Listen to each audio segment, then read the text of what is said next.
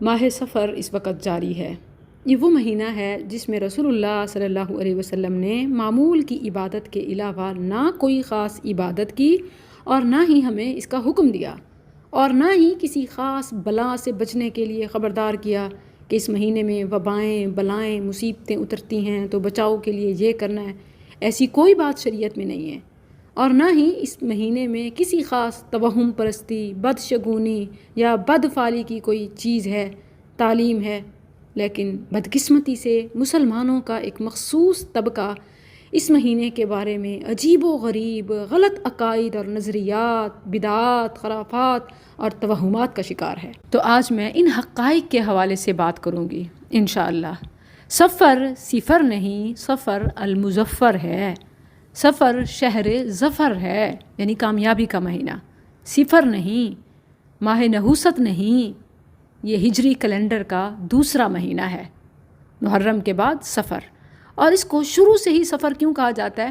اس مہینے میں 3 ماہ مسلسل قید میں رہنے کے بعد، حرمت کی پاسداری کے بعد، اہل عرب یعنی ذوالقعدہ، ذوالحجہ اور محرم میں جو حرمت کا کچھ پاس رکھتے، قتال، جدال، لڑائی جھگڑا، قتل و غارت، جو ان کا شوق اور مشغلہ تھا، اس سے رکتے، تو سفر میں انہیں یہ آزادی ملتی۔ گھر کو خالی تنہا چھوڑ دیتے اور باہر نکلتے، قتل و غارت، چوری، ڈاکہ، رہزنی وغیرہ، تو اس سے کیا ہوتا؟ مرتے، مارتے، نقصان اٹھاتے، جانی مالی نقصان ہوتا۔ کہتے کہ یہ مہینہ ہی صفر والا ہے، یعنی سفر ہے تو صفر ہی کر دیتا ہے۔ حالانکہ یہ اپنے اعمال ہیں جو صفر تک پہنچاتے ہیں۔ اپنے کرتوتوں کا، اپنے کیے کا ملبہ مہینے پہ نہ ڈالو، اس میں کوئی گڈ بیڈ نہیں ہوتا، یہ سارے گڈ ہی ہوتے ہیں۔ گڈ لک ہی ہے اس مہینے میں بھی، کوئی بیڈ لک نہیں ہے۔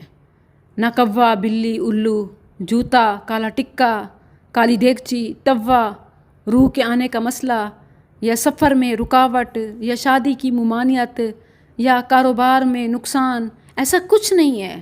اگر رسول اللہ صلی اللہ علیہ وسلم کے اسفار دیکھیں، یعنی سفر، تو ایون ہر سال کوئی نہ کوئی آپ کی پیش قدمی سفر ملتا ہے۔ آپ حیران ہوں گے، ایون پہلا غزوہ، اچھا ویسے تو غزوہ بدر کو کہا جاتا ہے پہلا غزوہ، لیکن غزوہ بدر اس حساب سے پہلا ہے کہ باقاعدہ مارکہ ہوا، مقابلہ ہوا، لیکن پیش قدمی کے اعتبار سے دیکھیں تو اس حساب سے غزوہ ابوا پہلا غزوہ ہے کہ نبی صلی اللہ علیہ وسلم خود اپنے ساتھ صحابہ کو لے کر ایک فوجی مہم کے لیے نکلے، اور یہ 2 ہجری میں پیش آیا۔ اور ویسے ہجرت کا واقعہ یہ بھی سفر میں ہوا۔ ماہ سفر کے آخر میں رسول اللہ صلی اللہ علیہ وسلم نے مکہ مکرمہ سے مدینہ منورہ کی طرف ہجرت کا آغاز فرمایا اور ربیع الاول میں مدینہ منورہ پہنچے۔ کتنا بڑا پیغام ہے، کتنا سٹرانگ میسیج ہے کہ ہجرت کا سفر ماہ سفر میں ہوا، اور آج کہتے ہیں کہ ماہ سفر میں سفر نہ کرو، کتنی عجیب بات ہے۔ پھر غزوہ ابوا یہ بھی سفر میں ہوا 2 ہجری میں، اور عیسوی لحاظ سے یہ اگست کا مہینہ تھا، جبکہ ہجری حساب سے یہ ماہ سفر بنتا ہے۔ یہ پہلی فوجی مہم تھی جس میں رسول اللہ صلی اللہ علیہ وسلم بذات خود تشریف لے گئے۔ رسول اللہ صلی اللہ علیہ وسلم نے سفر میں غزوہ کیا، سفر کیا۔ اب کہتے ہیں کہ ماہ سفر میں سفر نہیں ہو سکتا، نقصان اٹھانا پڑے گا، اور 15 دن مدینہ سے باہر گزار کر واپس آئے۔ اور اس مہم کا مقصد قریش کے قافلے کا راستہ روکنا تھا، جنہوں نے مسلمانوں کا مال لوٹا، جانی نقصان کیا، ہجرت پہ مجبور کیا، ان کا مقابلہ تھا۔ نبی صلی اللہ علیہ وسلم مقام ودان تک پہنچے، پھر کوئی معاملہ پیش نہ آیا اور واپس آ گئے۔ پھر بعد میں غزوہ بدر پیش آیا، جو باقاعدہ مقابلہ ہوا اور مسلمانوں کو یادگار فتح نصیب ہوئی۔ اب کہتے ہیں کہ نقصان اٹھانا پڑے گا۔ صرف یہی نہیں بلکہ 3 ہجری کی بات کریں، میں نے کہا نا کہ ہر سال سفر میں کوئی نہ کوئی سفر کیا۔ 3 ہجری کا ماہ سفر میں وہ سفر جو 10 معلمین کو قبیلہ ازل اور قارہ کے ساتھ بھیجا۔ پھر غزوہ خیبر، مسلمانوں کو جو یادگار فتح نصیب ہوئی اور یہودیوں سے شہر کو پاک کر دیا گیا، اس کا آغاز بھی ماہ سفر 7 ہجری میں ہوا۔ 11 ہجری کا وہ واقعہ کہ جب نبی کریم صلی اللہ علیہ وسلم نے ماہ سفر میں اسامہ بن زید رضی اللہ عنہما کی قیادت میں لشکر روانہ کیا، اور یہ آپ صلی اللہ علیہ وسلم کا ترتیب دیا ہوا آخری لشکر تھا۔ آپ دیکھیں کہ خود بنفس نفیس جس غزوہ میں شرکت کی وہ بھی غزوہ ابوا ماہ سفر میں، اور پھر آخری لشکر جو خود ترتیب دے کر روانہ کیا وہ بھی ماہ سفر میں، پھر بئر معونہ کا واقعہ، فتح خیبر اور قبیلہ خثم کی جانب لشکر کی روانگی، یا پھر بنی عذرا کا وفد جو نبی کریم صلی اللہ علیہ وسلم کے پاس 9 ہجری میں آیا، وہ بھی سفر میں۔ رسول اللہ صلی اللہ علیہ وسلم کا خود سفر کرنا، غزوہ میں جانا، لشکر روانہ کرنا یا وفود کا آنا، یہ سب ماہ سفر کی مثالیں ہیں، اور اس کے علاوہ بھی اور بہت سے۔ تو اس لحاظ سے تو کسی سال کا ماہ سفر بغیر سفر کے آپ کو نہیں ملے گا۔ تو پھر کس بنا پر کہتے ہیں کہ ماہ سفر میں آپ سفر نہیں کر سکتے؟ اور ایک دوسرا شوشہ چھوڑا جاتا ہے کہ شادی نہیں کر سکتے، خوشی نہیں منا سکتے، یہ بھی بلا دلیل ہے، کیونکہ نبی صلی اللہ علیہ وسلم کی صفیہ رضی اللہ عنہا سے شادی ہو یا خدیجہ رضی اللہ عنہا سے، دونوں ہی ماہ سفر میں انجام پائے۔ آپ نے اپنی لخت جگر خاتون جنت سیدہ فاطمہ کی علی رضی اللہ عنہ سے شادی ہجرت کے پہلے ہی سال ماہ سفر میں کی۔ کہتے ہیں خوشی نہیں منا سکتے، ماہ سفر میں اللہ نے عظیم خوشخبریاں دی، فتح خیبر ہو یا فتح مدائن، سب ماہ سفر سے جڑے ہیں۔ تو یہ کہ نیا کاروبار سفر میں شروع نہ کریں، صفر ہو جائے گا، سفر سے پرہیز کریں، یہ کیسا مسلمان ہے؟ یہ تو اسلام اور ایمان سے ہی صفر ہو رہا ہے، یہ عقیدہ اسلام اور ایمان سے صفر کر دیتا ہے۔ اللہ اکبر۔ مصنف عبدالرزاق میں 19528 کے ریفرنس سے ہے، عبداللہ بن مسعود رضی اللہ عنہما کا قول جو سونے کے پانی سے لکھا جائے نا پھر بھی کم ہے۔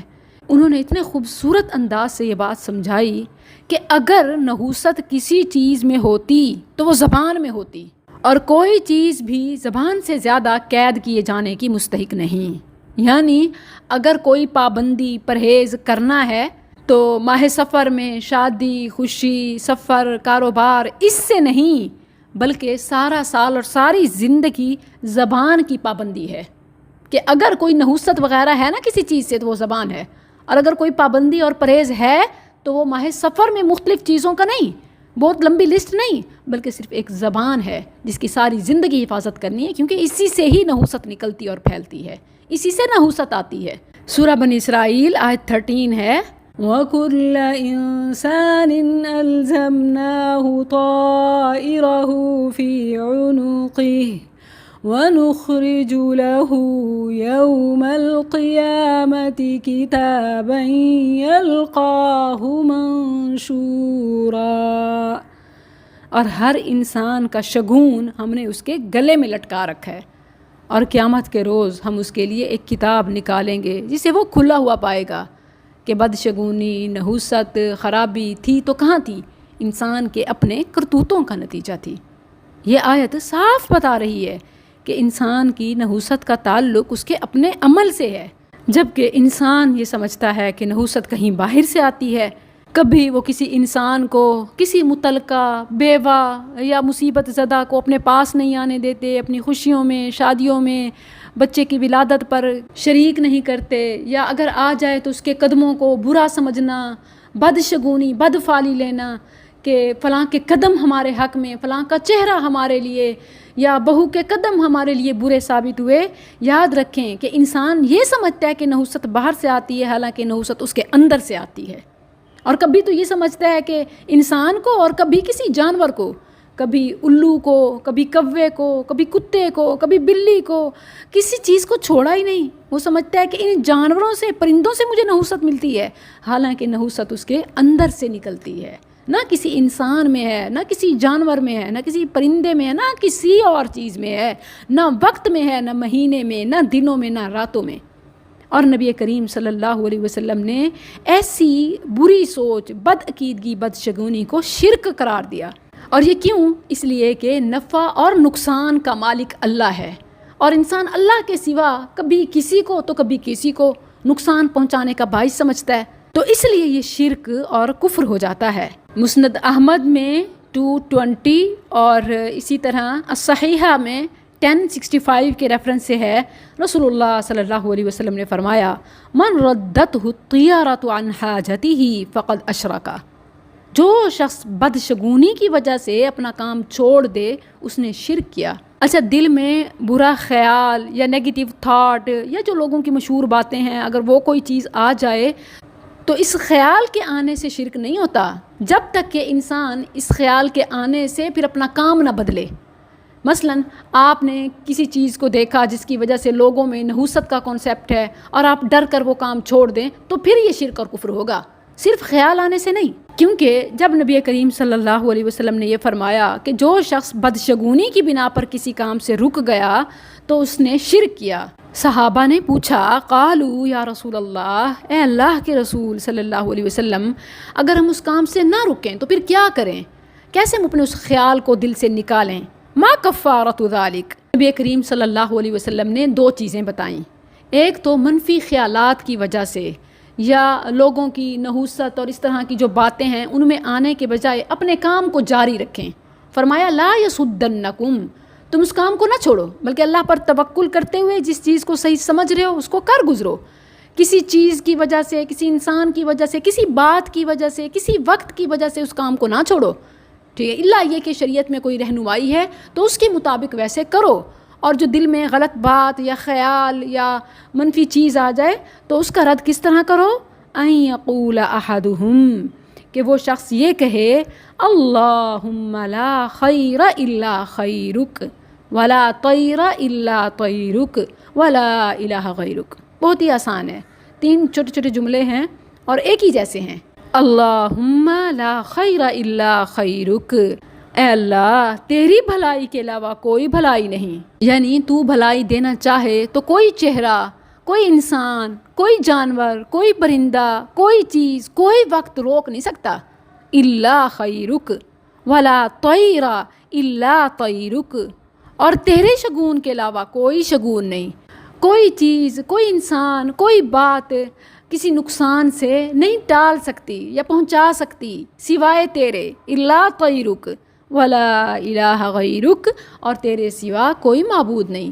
ہم کسی چیز کو، کسی انسان کو، کسی پرندے کو، کسی بات کو، کسی وقت کو یہ نہیں سمجھتے کہ وہ ہمارے لیے برا ہے، بلکہ بھلائی کی طرح نقصان کا مالک بھی تو ہے، تو مجھے بھلائی عطا فرما اور برائی سے بچا۔ اللہم لا خیر الا خیرک ولا طیر الا طیرک ولا الہ غیرک۔ دیکھیں کہ مسلمان کے ذمے دعا کے ساتھ اسباب بھی ہوتے ہیں، تو بجائے اس کے کہ بلیم گیمنگ کریں، اپنی ناکامی کا ملبہ دوسروں پہ ڈالیں اور خود بری ذمہ ہو جائیں، اپنے رب سے دعا مدد مانگنے کے ساتھ خود بہتری کی کوشش کریں۔ وَأَلَّيْسَ لِلْإِنسَانِ إِلَّا مَا سَعَى، وہی ملتا ہے جس کی انسان کوشش کرتا ہے۔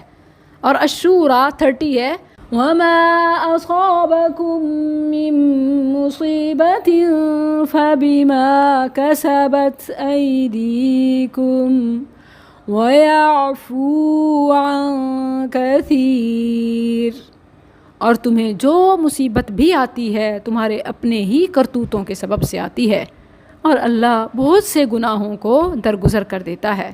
الروم 41 ہے ظہر الفساد فی البر والبحر بما کسبت ایدی الناس، خشکی اور تری میں لوگوں کی بدعمالیوں کے باعث فساد پھیل گیا۔ لِيُذِيقَهُمْ بَعْضَ الَّذِي عَمِلُوا لَعَلَّهُمْ يَرْجِعُونَ، تاکہ اللہ ان کو ان کے بعض بدعمالیوں کا مزہ چکھائے، شاید کہ وہ اپنے رب کی طرف رجوع کریں۔ تو یہ جو مصیبتیں آتی ہیں ہمارے کرتوتوں کی وجہ سے اور ہمیں سمجھانے کے لیے ہوتی ہیں، سبق ہوتا ہے، نصیحت ہوتی ہے، تو وقت کو یا لوگوں کو گالی نہ دیں، بلکہ وقت کو، ٹائم کو یا اسی طرح مومنٹ کو برا کہنا یہ اتنی بڑی بات ہے کہ گویا ابن آدم نے اللہ کو ایذا پہنچایا ہے۔ اس بات سے اللہ کو اذیت ہوتی ہے۔ حدیث قدسی ہے، متفق علیہ حوالہ ہے، قال اللہ عز وجل، اللہ فرماتا ہے یؤذینی ابن آدم یسب الدہر وانا الدہر بید الامر اقلب اللیل والنہار، اللہ فرماتا ہے ابن آدم مجھے تکلیف دیتا ہے جب وہ زمانے کو گالی دیتا ہے، حالانکہ میں ہی زمانہ ہوں، میرے ہی ہاتھ میں سارے امور ہیں، میں ہی رات اور دن کو بدلتا رہتا ہوں۔ اور یہ جو وقت کو، لوگوں کو، چیزوں کو بلیم کرنا ہے، یہ ناکام لوگوں کا، ہلاک شدگان کا وتیرہ تھا۔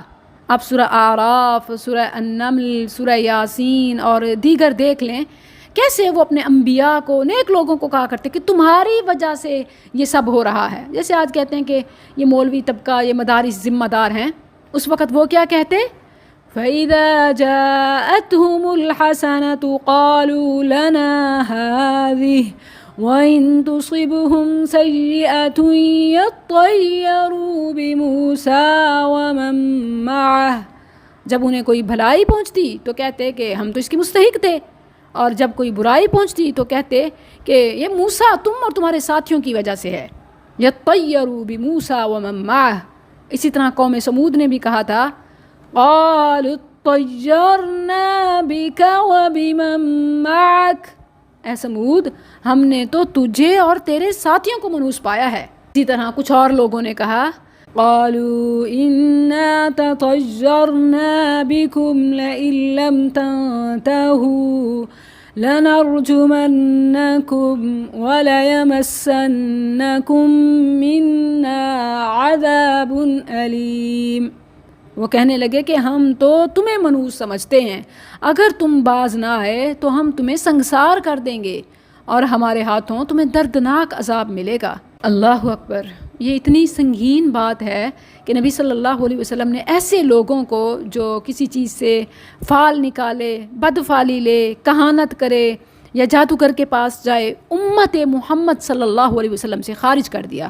فرمایا لیس منا من تطیر او تطیر او تکہن او تکہن او سحر او سحر لہ، جو فال نکالے یا جس کے لیے فال نکالی جائے، جو کہانت کا پیشہ اختیار کرے یا جو کاہن کے پاس جائے یا جو جادو کرے کروائے، وہ ہم میں سے نہیں، لیس منا۔ السلسلہ صحیحہ میں ہے کہ ایک صحابی نے کسی شخص کو دیکھا کہ اس نے بازو میں ایک پتل کا چھلا ڈالا ہوا ہے، کڑا وغیرہ، تو کہا کہ یہ کیوں ہے؟ اس نے کہا کمزوری کی وجہ سے، بیمار رہتا ہوں۔ تو انہوں نے کہا کہ اگر اس حالت میں تجھے موت آ گئی تو اسی کے سپرد کر دیا جائے گا، یعنی اللہ سے، اسلام کے عہد سے نکل جائے گا۔ اب کہ وہ حدیث جس میں ہے کہ 70,000 لوگ بغیر حساب کتاب کے جو جنت میں جائیں گے، وہ کون ہوں گے؟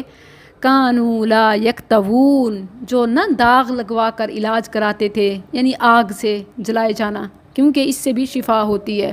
نبی صلی اللہ علیہ وسلم نے جن 4 چیزوں کا ذکر کیا کہ ان میں شفا ہے، ان میں سے ایک جلایا جانا، جلا کر، آج بھی جدید میڈیکل میں یہ سب ہوتا ہے، اور اگرچہ جائز ہے لیکن یہ افضلیت اور تقوی کے منافی ہے۔ اسی طرح ولا یسترقون، کہ وہ غیر شرعی جھاڑ پھونک نہیں کراتے، اور ولا یتطیرون، اور نہ بدشگونی لیتے تھے، وہم علی ربہم یتوکلون، اور اپنے رب پر کاملاً توکل کرتے تھے، یعنی وہ اپنے رب پر بھروسہ کرتے ہیں اور کسی چیز کو منحوس نہیں سمجھتے۔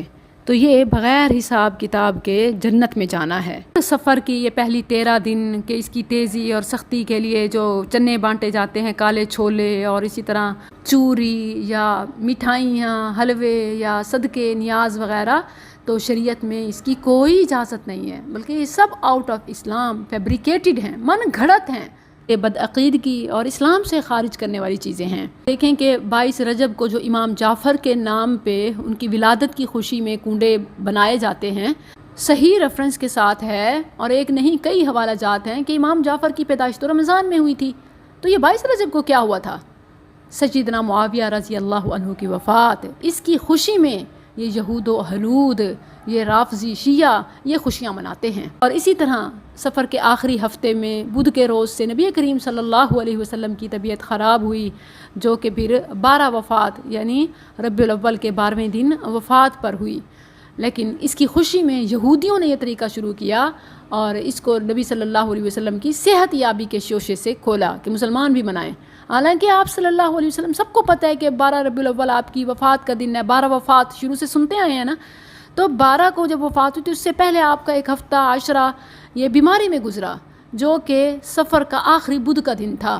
اب اس دن یہ خوشیاں منا رہے ہوتے ہیں اور اس کو صحت یابی کہتے ہیں۔ ان کا دماغ چل گیا ہے، انہیں اللہ اور اس کے رسول کی بات سمجھ نہیں آتی، اور لوگوں کی غلط فہمیوں کو انہوں نے دین سمجھ لیا۔ سفر کے بعد اگر ربیع الاول ہے تو آپ کو سمجھ لینا چاہیے کہ ربیع الاول کی خرافات اس سفر کے آخر میں شروع کر دیتے ہیں، شریعت میں اس کی کوئی گنجائش نہیں۔ ماہ